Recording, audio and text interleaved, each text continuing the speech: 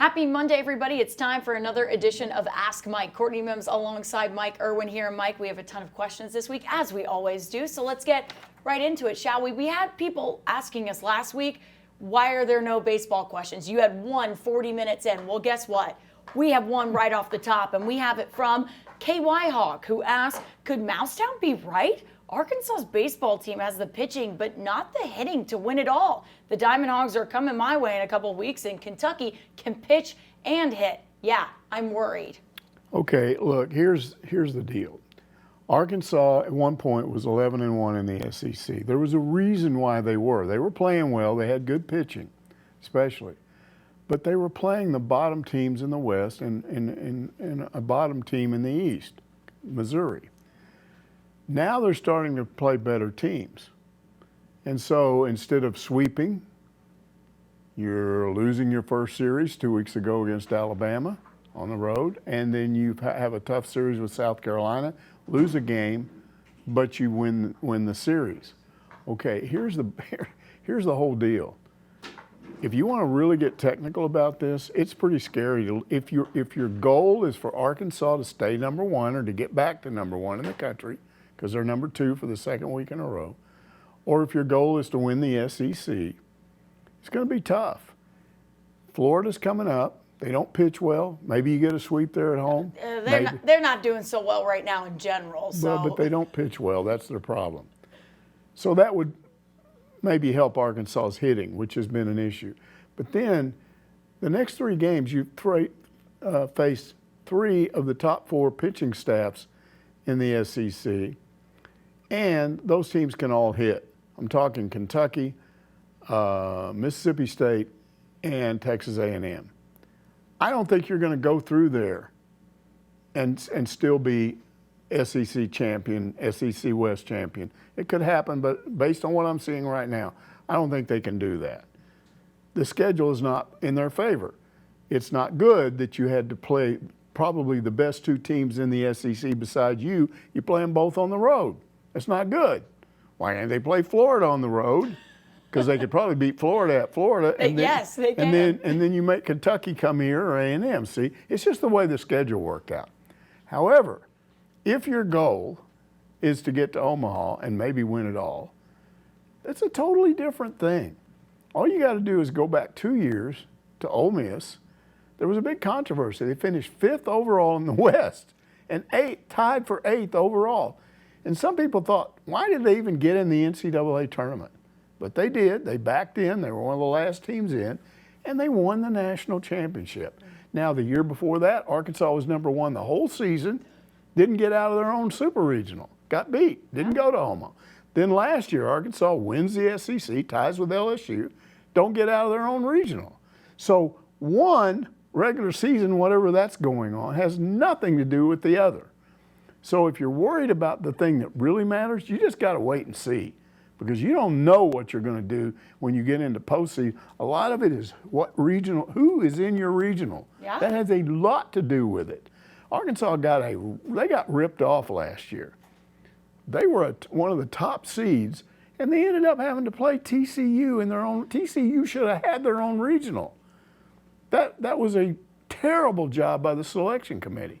But these guys are bozos. It happens all the time. Or they thought it was a really good job, because what I said from the beginning of last season, you can go back to last year's Ask Mike, was I bet Arkansas is going to see TCU in a regional. But they shouldn't have. Because of the ratings and the numbers. You don't do that based on ratings. They may do it. They may do it. But you can't take a number one or number two seed and rip them off by putting a team that's probably going to Omaha in there with them. They shouldn't have done that. They shouldn't have. And it may happen again this year. If Arkansas is a 2 or a 3 seed, watch. They'll send somebody in here probably Texas Tech, since they had such trouble with them.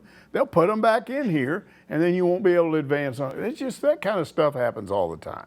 So you're not going to know what this team can do in terms of Omaha until you get into see who they're going to play and how they're playing at that particular time. I'm not going to make you very happy by saying this, but I've listened to a couple of college baseball podcasts, and they're all they do early predictions of those regional matchups, and they put Texas Tech in Arkansas. That's what they do. Regional. Exactly, it's what the yo-yos do. They do not reward you for being one of the higher seeds. No. They go, let's stick it to them. Absolutely. We have more baseball questions to get to, though. Eddie Lynn says, thankful for Game 2 on Saturday. In the previous 4 SEC games, Arkansas had gone 1-3, averaging just 2 runs a game. They finally stopped swinging for the fences and went for base hits. Guess what? 9 runs. They also bunted, Mike. I went, they bunted. Yeah. See, you'd have to be in that dugout. You'd have to be with Dave Van Horn and Nate Thompson to know if they really changed anything. I mean, one of those was a pop fly that they always have, and it happened to drop. It was just in the right spot. So I don't know that they necessarily changed their way they were hitting. I had a guy call me and say, see, they were just trying to get base hits. Sometimes you're trying to get a base hit, and it goes right to somebody, and they don't even have to move, a shortstop, a third baseman. They just got 4 straight hits that kind of went into the gaps or landed weird, and all of a sudden you're scoring runs. Some of that is just the way it happens. So I don't know that suddenly Nate Thompson got told by Dave Van Horn, hey, go up there and tell those guys to swing for contact instead of trying to launch it. I don't know that happened. Could have been it just happened. And therefore, if you're saying if everybody's all excited about, hey, they finally got 9 runs, that doesn't mean you're going to get 9 runs the next time out. You did in that game. Baseball's different game to game. Yeah, we talk about it all the time. Even Dave Van Horn says it. Sometimes there's a bit of luck that's involved in it. And there was a lot of times. And there was definitely some lucky hits in that game for sure. Razorback Hobbs says, all I saw on my Twitter feed Saturday during the first game was fans complaining and wanting Nate Thompson to be fired. Runners left on base are a part of baseball. The last 2 games at Alabama and the first 2 games at South Carolina, there were a lot of hard hit balls, but they just didn't find the gaps. Then in the final game of the South Carolina series, the ball started to fall and we scored 9 runs. Arkansas had 21 hits in the final 2 games at South Carolina. I believe our offense is starting to heat up. Yeah, that's all well and good, but it doesn't address the numbers. And the numbers suggest that you're defending Nate Thompson when maybe you need to look closer at what's going on. He's the hitting coach. I understand some people get mad when they blame him. But if the pitching was bad, would people not be mad at Matt Hobbs? Of course they would. This is what you do. Who, in football season, who were they mad at most of last year? The offensive coordinator. Why? Because the offense was bad. Yeah. That's what happens. So, when you look at the numbers, here's what's going on. You're talking about a team that right now is number 2 in the country and number 1 in the SEC West and number 2 overall in the SEC, right? Okay, that's good, right? This team that we're talking about is 9th in the SEC in batting, 9th in the SEC in hits, 12th in runs scored. 12th in runs scored. Now, whose fault is that? If you're the hitting coach and you're not scoring runs, is that somebody? Is that like the first base coach? Is that the pitching coach? Is that the catcher? Whose fault is that? I don't know.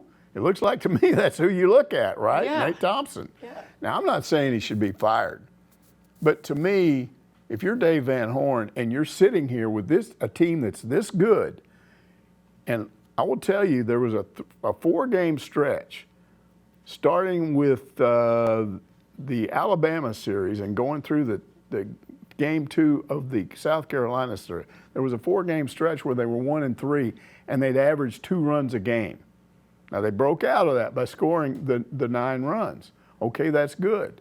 You got to keep doing that or something similar to that. There's a big difference in scoring 5 and 6 runs, which is what they were doing earlier in the season. And then all of a sudden they went into a tailspin and started scoring 2 and 3 runs. That's putting too much pressure on your pitching. So I don't know where this is headed.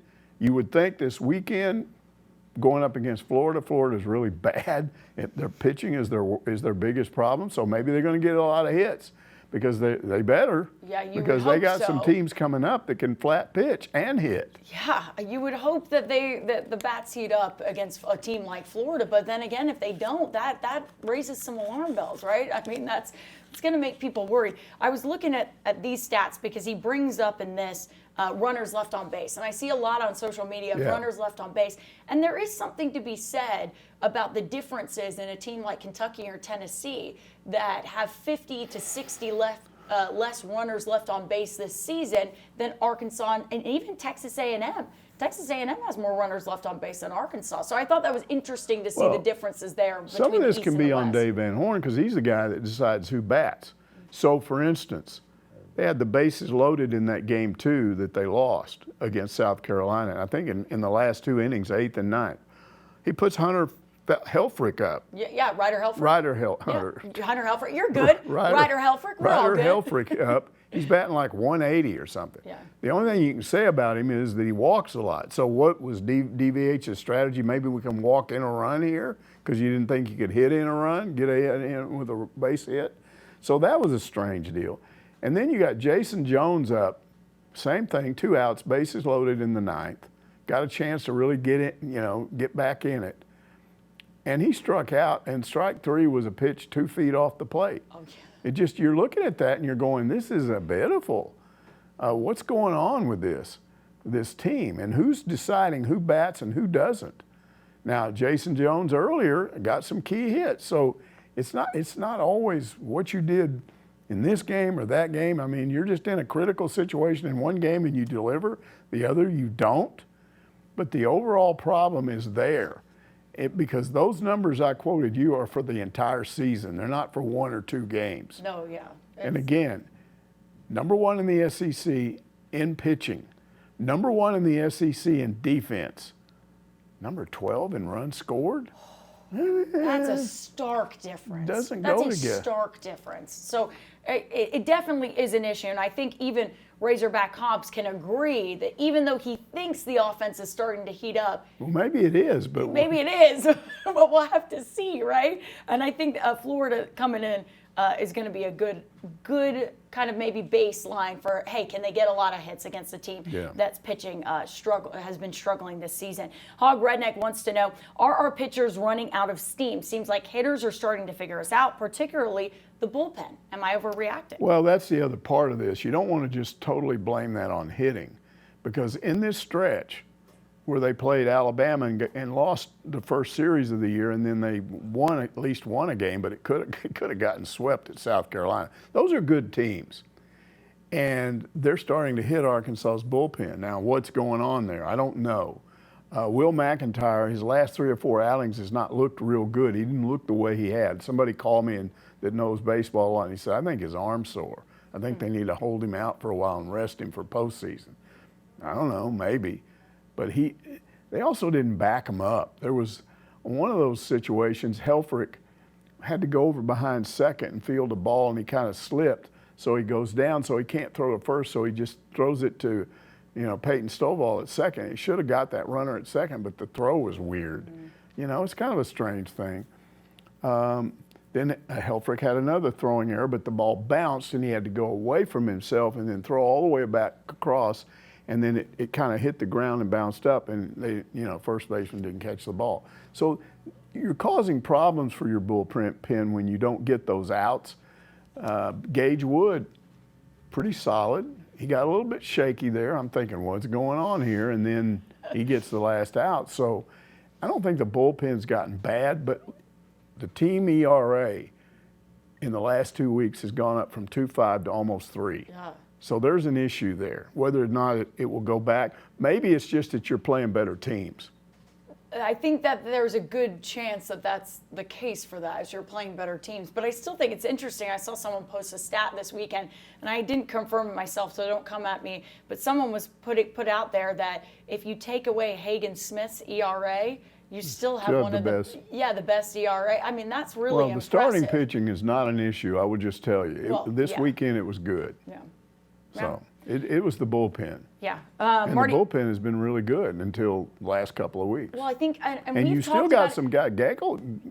Gabe Gackle, yeah. Gackle was fabulous. Yeah. Gabe Gackle was great. Gackle. Yeah, I say it wrong every It's time. Gackle. Sorry, Gackle. Gabe Gackle. It's hard to say. But what I was going to mention to you is when I asked you, do you think it's just because they're not getting the run support that the more pressure is being put on them in those situations? It's just hard to say. Again, some of it is you can have a little bit, maybe it's not even an error, but it's just some hard, weird play that you can't make.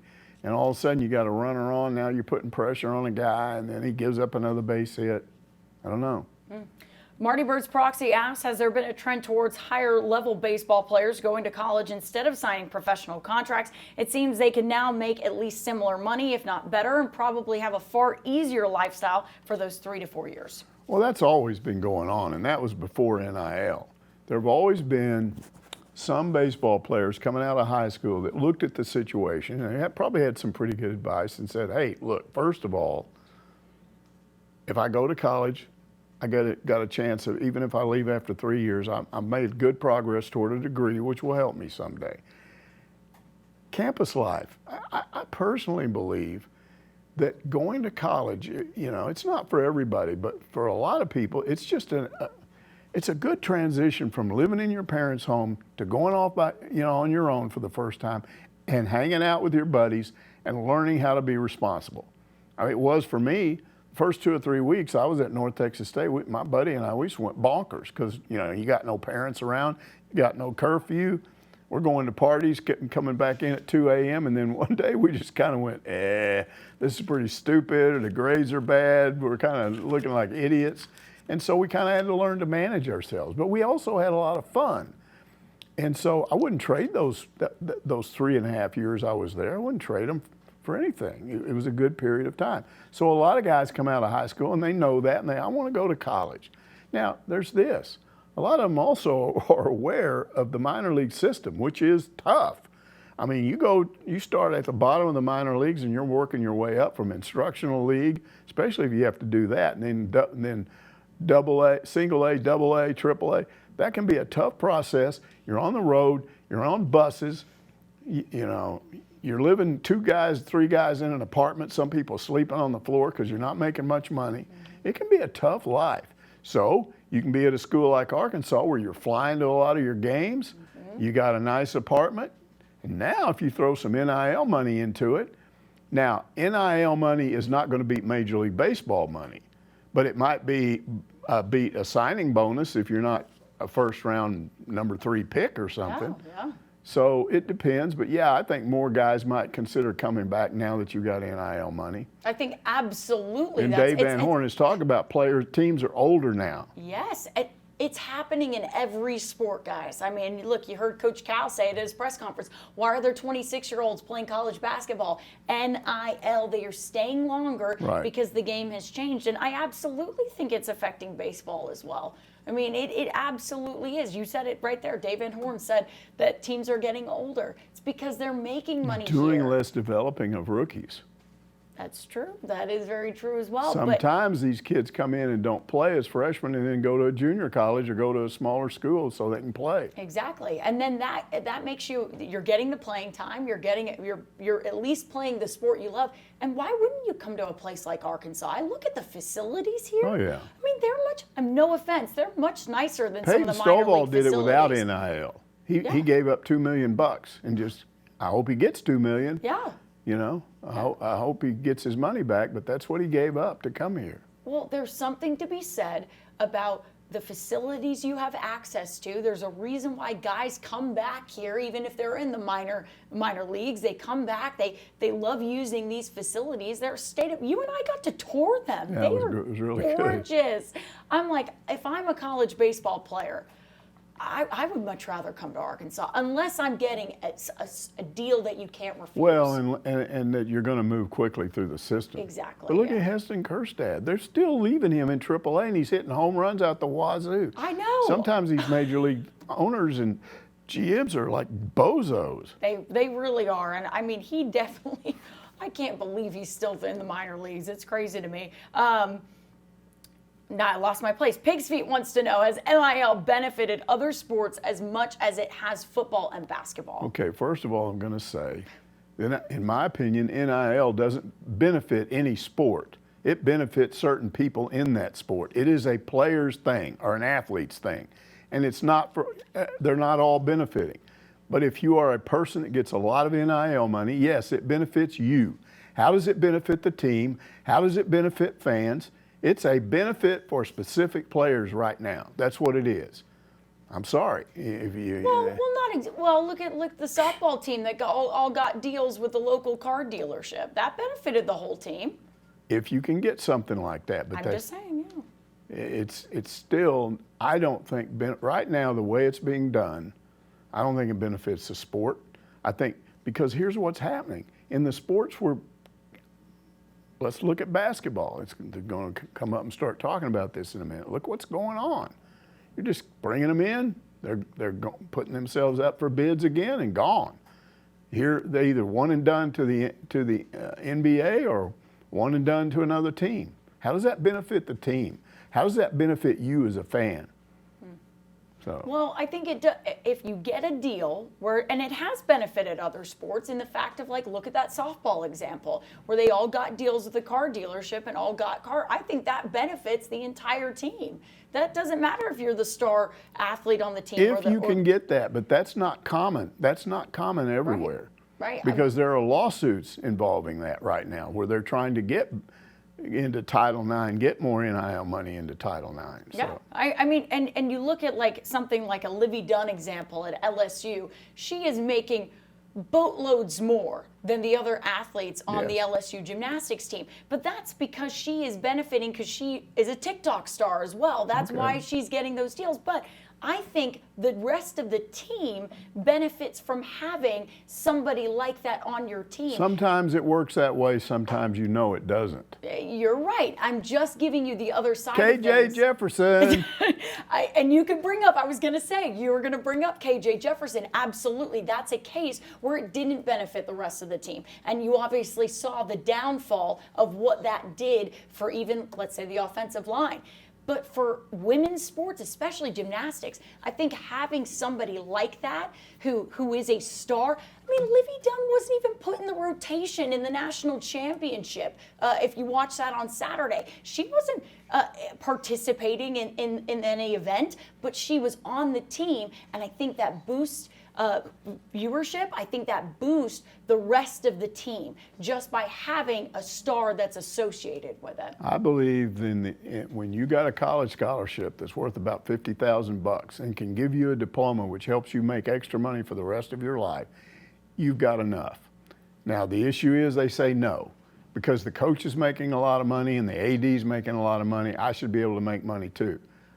That's like me when I went to work part-time at a hamburger place saying, well, hey, the chancellor of this university makes a lot of money. But that's not why it was originally created. The original intent of why NIL was created was so athletes could make their own money off of their name, but that's their not image. What's happening. That's not what's happening, which is why you and I both agree there needs to be some sort of intervention. There needs to be some sort of rules about it. But right now they can't because everyone is, or well, I really shouldn't say everyone. The NCAA is afraid of getting sued. They're afraid. That's exactly why. So let's move on to basketball, where there are a bunch of transfer portal questions, and we have quite a few of them. S. Giles wants to know, is there an issue with basketball recruiting? Last week, Courtney said, not to worry, Cal will clean up, but a week later, we still have just one scholarship player on the roster. Sardis Hogg asked, should we be concerned that only one player has left Kentucky and come to Arkansas so far?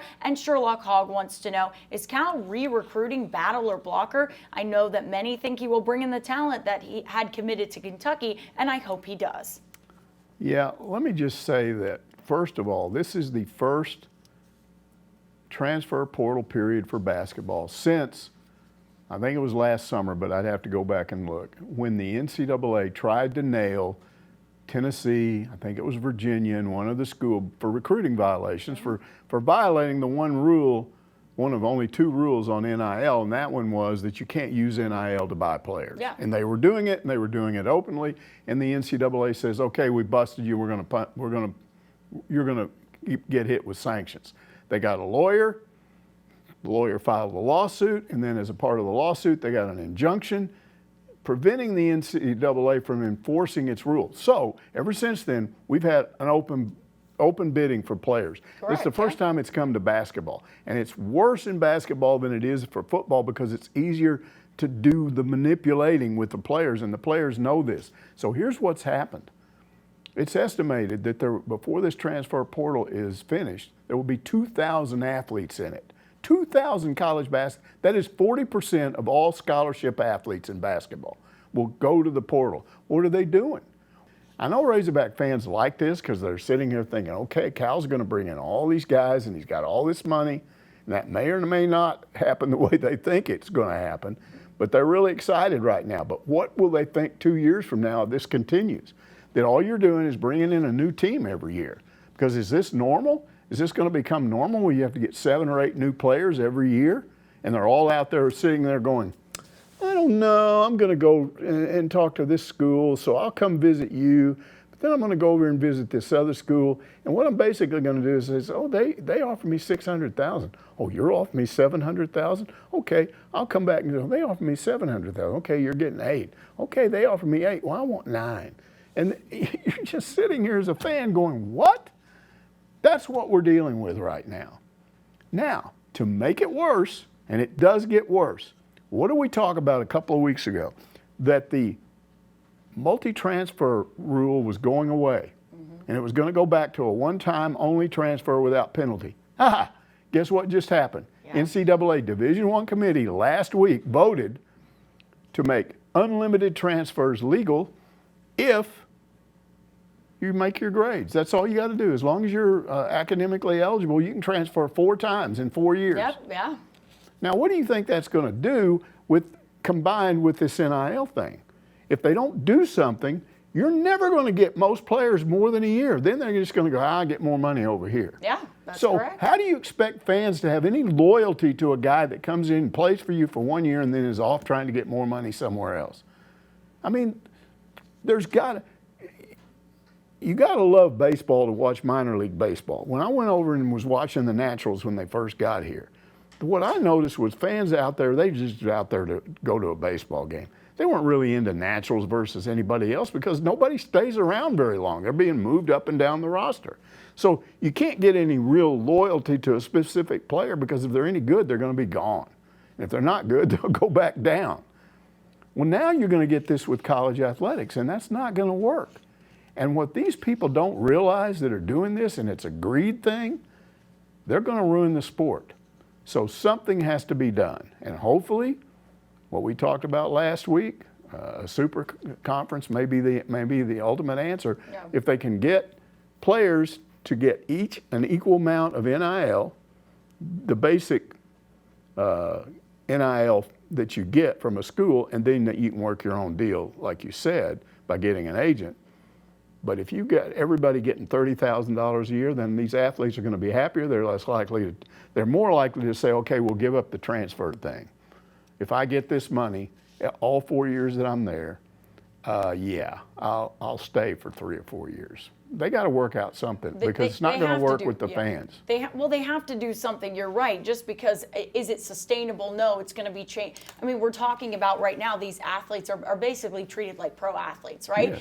And what you're saying is true. Beyond pro athletes they get drafted. They don't get a choice where they go, right. And they can work out their own money, but there's a salary cap. Exactly. Can't go beyond that, and then they got to stay there unless the team trades them.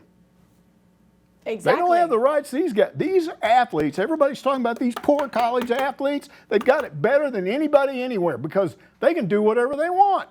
They can ask for any amount of money. They can transfer as much as they want. Mm-hmm. There are no rules on what they do. How do you even coach players in that situation? That's what I was going to bring up, where I've talked to a lot of D1 coaches because I'm doing a story on this actually today after we get off Ask Mike about what's going on with recruiting and exactly who was the first question who asked this? S. Giles, who said, Courtney told us not to worry. Well, yeah, don't worry, but what we should be looking at is this sustainable? And coaches now, you've got coaches like Coach Cal and coaches that have been very successful doing it the way of the past. And can these coaches keep up with the ever-changing world that we're in? Because that's what we're talking about. We're talking about coaches that have coached for years and years and years that are saying, nope, I'm not coaching in this anymore. I don't want to deal with it. I don't want to do this. Now, Coach Cal still does. Coach Cal wants to keep up with it. And when I talk to those coaches, they're like, if you're doing a complete roster rebuild,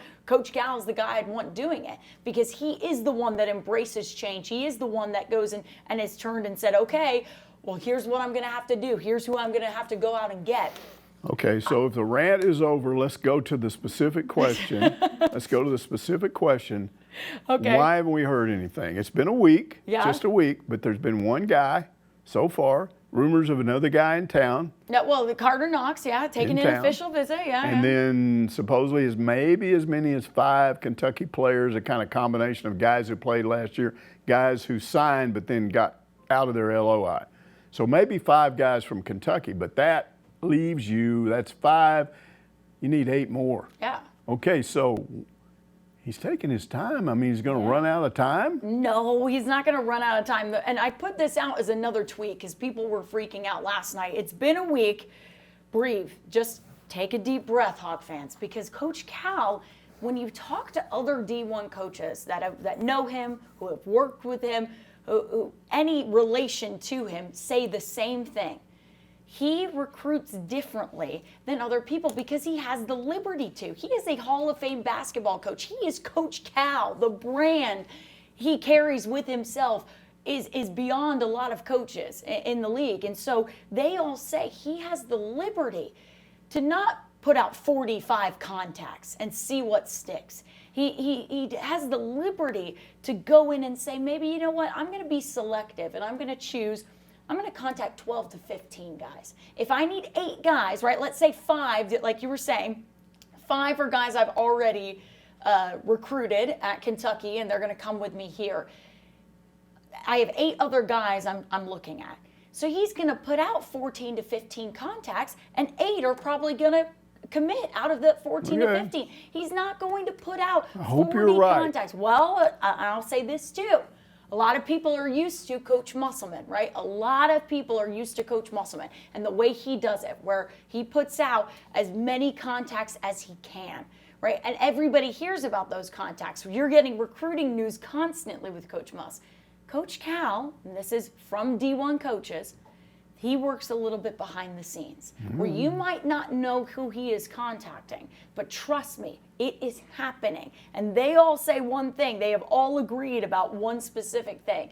They don't know if Arkansas is going to win a ton of games this year. They're not saying, hey, they're going to go and win the whole thing, win a national title. But they do believe one thing to be true, that by June, by July, by the summer months, Arkansas will have one of the best talent, one of the best rosters in terms of talent. I hope you're right, because if you're not, I'm going to have you on here and I'm going to make fun of you. I'm not telling you anything that I'm personally saying. I am passing along information from people who have been around the world for 25 plus years. Okay. So that's what I'm telling you. I'm not telling you this is what I believe. I'm playing the part of devil's advocate. Okay, that's fine. Play part of devil's advocate. We'll come here. I'm the fan out there that's going, wait a minute, what about all this stuff? I mean, the Cal and nothing's happened. Yeah, you've texted me about it. You're like, what's going on with basketball, Courtney? Well, that's because your dad's going, okay, talk to this guy. Okay, you better call this coach because he knows. Listen, and I'll save this for all the Ask Mike viewers. I do Should I feel start like I have a calling leg your dad? up. What, you should call my dad. You can call my dad if you want. Call my dad. But having him and all the connections he has for being a college coach for 25 plus years, right? He knows a lot of things. So he does know what he's talking about there. So if all of this is wrong, what we'll do is we'll get him on here and we'll grill him. That sounds good. Let's bring on Coach Mims for Ask Mike. I love it. Let's do it. We'll grill him. Let's hold his feet to the fire. Kevin says, can we please stop using NIL? Start calling it what it is, signing bonus. We're just paying players now, nothing to do with name, image, and likeness. Well, we've already answered this question. Yeah. I don't want to go on that rant again, but yes, you're right. It's not NIL. It's not what NIL was intended through the Supreme Court ruling, but somehow that got turned into this. I don't know how we got here. It's mainly the courts. I'm telling you, the courts have ruled in favor of the athletes. They somehow have become convinced that the poor little athletes have been treated badly, so we've got to give them anything they want. Doesn't matter. How about a court deciding that, hey, you know what? This doesn't work if you don't have customers. You know, is that important to have customers? I wonder what the poor mistreated athletes are going to do when the customers start going, we're not coming anymore. Then where's the money going to come from? That's absolutely true. You make a good point. But also, and to be fair about what the courts are saying, they're not in favor of athletes just getting paid willy-nilly. They're in favor of NIL and those athletes making money off of their name, image, and likeness. That's not what's going on. But that's the problem. Why right? did the court put a block on that rule. Because I think that rule didn't prevent you from getting an agent and getting any kind of bonus you wanted. Because they're worried that if you start putting restrictions on it, that athletes are going to get started. They're going to be restricted on making money off their name, image, and likeness, which goes against what they originally ruled. They're letting it be a free-for-all right now. Because tell me this, Mike, how can you prove, right? If I say I'm a college athlete, I'm getting $1 million, right? Now, the collective gave me $1 million. But how can you prove that's not because of my name, image, and likeness? Maybe I'm doing something for them. Maybe I can say, hey, I'm posting on social media once a week for the collective. They paid me for my name, image, and likeness to use that. How can you prove it? Prove to me that we all know it's the buying of players, right? We all know that. Everyone knows that. But if you go down and you sit and you go, okay, prove it to me that it's that. They're going to turn around and say, well, I post once a week for them. I do this. They have me do this. Maybe I'm in a commercial for them. That they can go through and prove why it is being paid for name, image, and likeness. That's where you get into trouble, is I don't think anyone's going to be able to prove. And tell me I'm wrong on that. Tell me how you can physically prove it that it's the buying of players and not for name, image, and likeness. Because those athletes are going to come up with a way. The people protecting them are going to come up with a way for it to be name, image, and likeness. Whatever. That's I know you're saying that. You're going to wake up one of these days and the money's not going to be there, and they're going to wonder where it went. Well, there you go. Hey, that's how maybe we fight this, is that people need to turn around and need to not start giving as much and doing those things, and then that's how you're going to turn things around. In order to do that, you have to start losing. Well, there you go. There you go. Hot Dogger says, I love the Calipari hire, but I do have a question. If he hires the same staff and has most of the same players, will he have the same results, or will the team here be more successful than Kentucky? Just don't call us Kentucky light. Yeah, well, he's not going to have the same staff because he's already hired a coach that was a head coach that was on his staff back when he was first at Kentucky and was winning and had his best winning, and a lot of people are excited about that. And Orlando Antigua just got hired on at Illinois. Right, so Brad he's not Underwood's coming staff. here. So it's not the same staff. And Ronnie Brewer's supposedly coming back. Joe Johnson's going to have some kind of role. Yeah. And I don't know where else. But now, same players again. You might have 5 players that you're only going to probably have 3 players that actually played for Kentucky. You might have 2 or 3 more that signed but never played and got out of their LOI. So it's not going to be the same team because you're still going to have to get 6 or 7 or 8 guys that were not on. So it's not going to be the same team. How do you know that it's not going to have that? Because this is what Kentucky fans are, because they're all mad. And they're saying, yeah, good luck on this guy because he's never going to play because Cal's going to sit him on the bench and play some dopey guy. They're all mad at him, and they're trying to make excuses because they know they ran off a good coach. But the bottom line is you just got to wait and watch him coach. I think most of us think he'll succeed. Yeah, I think a lot of us do. I mean, again, I think it's hard to make a judgment call when A, we haven't heard the rest of the staff be announced, and B, we have one commit right now. So people are making judgment calls, and I'd like to say, hold off. Let him build a roster, let him build a staff, and then make your judgment calls. If you want to critique then, that's warranted. But right now, we've just got to sit and be a little patient. I know that's hard, Hog fans. Just be patient. WV Hog fan says, first, congratulations to the Gymbacks on their top 7 finish. Second, how serious is the proposal of the 70-team 6-conference division that you and Courtney discussed? Would that be for all sports or football only? Well, it was 70 teams, 10 teams, and 7 conferences. Yeah. 70 teams, 7 conferences. That's what it was. Not 6 conferences. Yeah. And yes, as I read it, it would be for all sports. Look, that's just a proposal. That's a group behind the scenes that offered a proposal.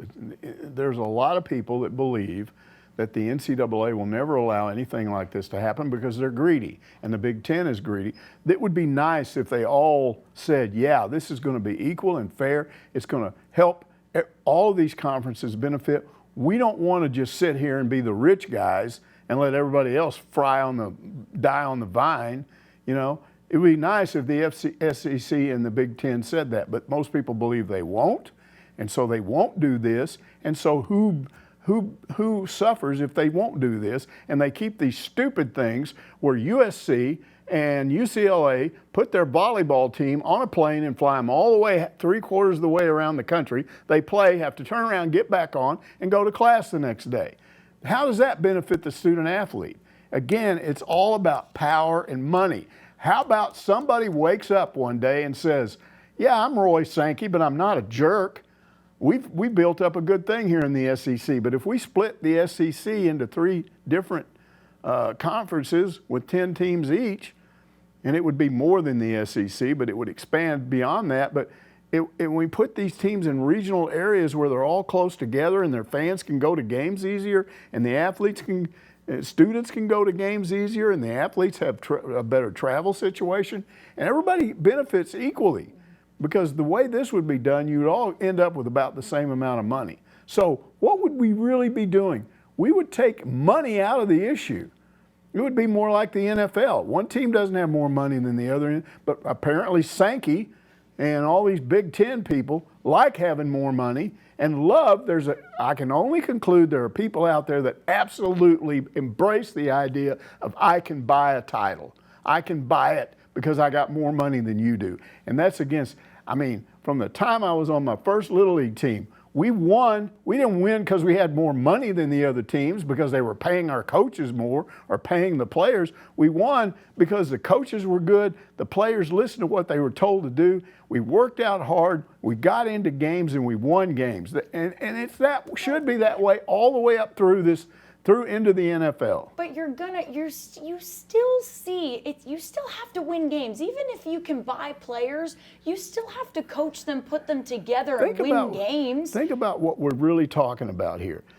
These people came up with a plan that would equalize college athletics and benefit athletes and make all of these conferences equal. And then it would be whoever had the best coaches and did the best job coaching, and the athletes did the best job listening to their coaches, and they'd be the ones to win. But instead, we've got greedy people running big conferences. Hey, we're the SEC. We got more power than the Big Ten over here. Well, we just destroyed the Pac-12. To heck with them. We don't care about all those teams that got kicked off to the side. I don't like that. That's not the way to do things. This is not the real world where you run some tire store out of business because you're the tire store across the street. You're all involved in this big thing called college athletics, and it's competition. And the competition should be in the athletic event itself, not because I've got more money and I can pay you more money as athletes and we can do this and we can do that and we're better than you because we got more money. This would have been a plan that equalized things and made it more like the NFL, where you do have controls. The NFL is surviving. Why? Because they've got these controls. They've got a draft. So one team can't just load up on all the talent. So one owner can't just pay more money than everybody else. No, but we've talked about it before in this show, and I think if you don't get certain restrictions on this whole NIL thing, you're gonna push things to being a college draft. But what I'm saying is this was a way of doing it. And I agree, they're probably just going to blow it off and laugh at it. I don't know if they're going to even go for this proposal. No, just because they won't. There are certain teams. Because they don't care about the Big Ten and they don't care about the ACC. Yeah. You've got the Big Ten and the SEC. The big dogs are going to decide, and they'll probably just divide up and do their own thing, but among themselves. And tell everybody else go too. The more you talk about this conference realignment, it'll be really interesting to see what happens this year. With all these teams moving around and changing, this current the season that we're going to go into next year. But I think if you keep having, you have the ACC that wants to, Florida State wants to leave, and different teams there want to leave, and so it's going to be interesting to see if we have two super conferences, right, where you just have two big dogs. I think that's where we're headed. I think so as well, and I think they will pick the teams that they want out of the Big Ten. They'll probably eventually bring Oklahoma State over to the SEC and the Big 12.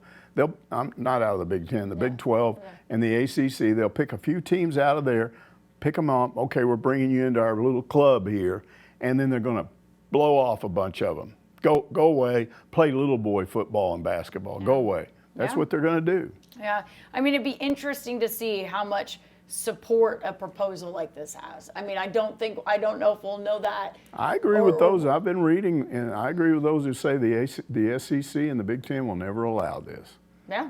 Because they want to control it themselves. They want to be the big boys and tell everybody else to get lost, except if we decide to invite you into our little club, you're okay. The rest of you can drop off the face of the earth. Yeah, it's kind of what they're saying, aren't they? Parallax Pig asks, so the powers that be would not up the ante to sign Lane Kiffin for the money-making sport, but we're going to kick in $6 million to pay for Beard or Tang's buyout? Not buying it. Help me out. Well, first of all, there's no evidence whatsoever that they ever offered a buyout to either one of those guys. I mean, we'll never know, but there's no proof that that ever happened. Secondly, the whole Lane Kiffin thing happened 5 years ago. These people that continue to pile on Hunter Yurachek for not hiring Lane Kiffin, they need to go back and understand what was going on at the time. What did you have in Lane Kiffin at that point?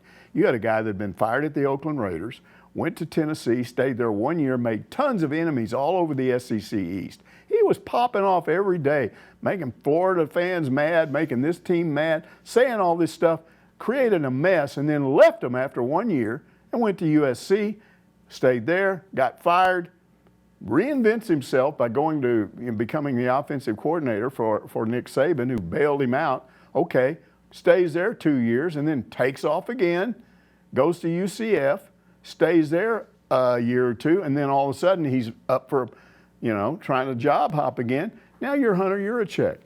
You offered him a contract. He said he would sign it. You said, okay, I'm sending it to you. Then you find out, no, his agent says, it was premature. Ole Miss has gotten involved. Hunter, you're just said, heck with this guy. Yeah. He's job hopping.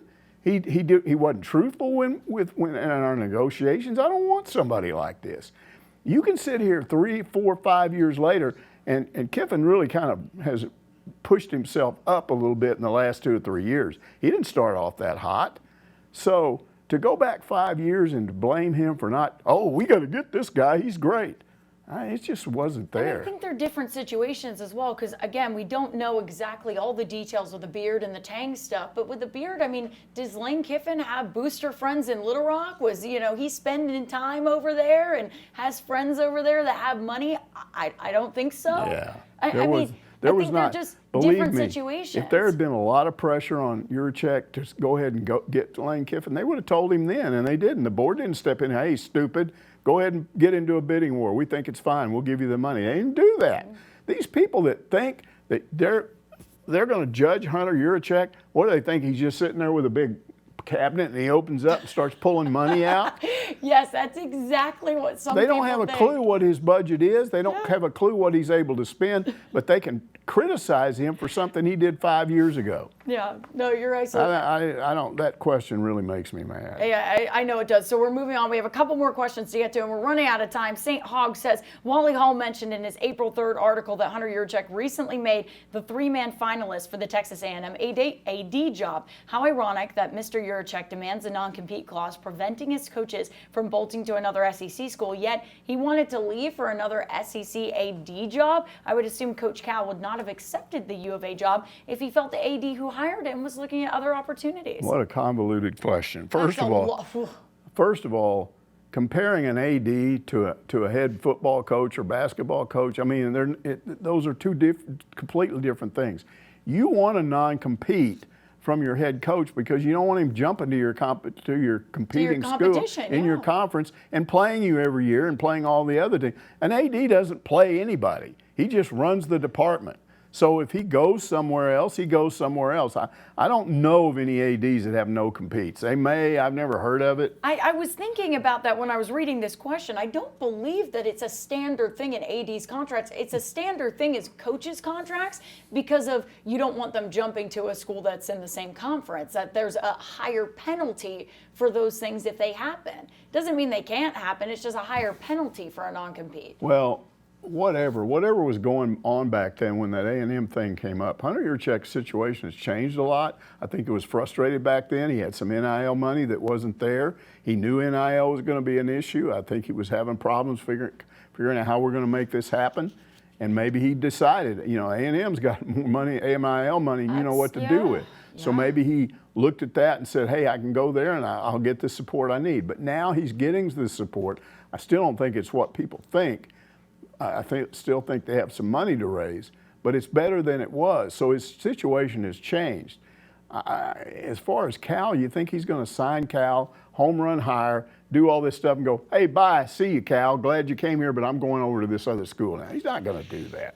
Plus, the rumor is he's bought a house over in the Fayetteville Historic District, Yeah, and he has, totally yeah. renovated the thing with a lot of money. So I don't think he's going anywhere. Yeah, I don't think so either. And I think they're just, you're comparing like apples to oranges a little bit here because, again, and we could be wrong. I'm going to ask and put it out there. But I don't think there is an AD that has a non-compete clause. It's just not a standard thing in their contracts. So I'd like to know. If we're wrong, I'd like to know that, but I just haven't heard of it before. Hogman80 asks, do you think this will be the year that softball will make it to OKC? I like how we're looking, but the only concern for me is Game 2. Me too, Hogman. I don't want that to bite us when it comes to regional and super regional play. Well, first of all, let's look at regional play, because it would be more of a, if you're losing 1 game out of 3, but you're winning 2, that is a bigger problem in a regional, because you've got to win 3 games to get out of a regional. Super regional, if you win 2 out of 3, you're going. So the issue would be getting through a regional. But if you talk to anybody about what's been going on with them losing this middle game, nobody seems to know what's going on. It's not an identifiable problem like, oh, we don't pitch well in Game 2. Oh, we don't hit well in Game 2. It's just, I think a lot of them over there with the softball think it's just some sort of mental thing that's popped up, like the rally possum or something. It's some crazy thing that's happened. Well, I asked Courtney Deifel about it last week before this weekend. I said, look, Courtney, I've noticed this weird pattern. The last 3 weekends in a row, you've won the series, but you've lost that Saturday game. And she goes, yeah, I don't like it. It's a pattern that I don't like. I like that we win the series, but I'd really like us to win maybe Game 1 and Game 2. Yeah. And she didn't have a real answer for it. She kind of, started to say that our girls, and all season long, they've gotten up for that Game 3 when everything's on the line. Which is good. And that's great. They rally. This team is a team that if they get punched in the mouth, they rally. And that's so if they get into a regional, they might win 1, lose 1, win 1, and win 1.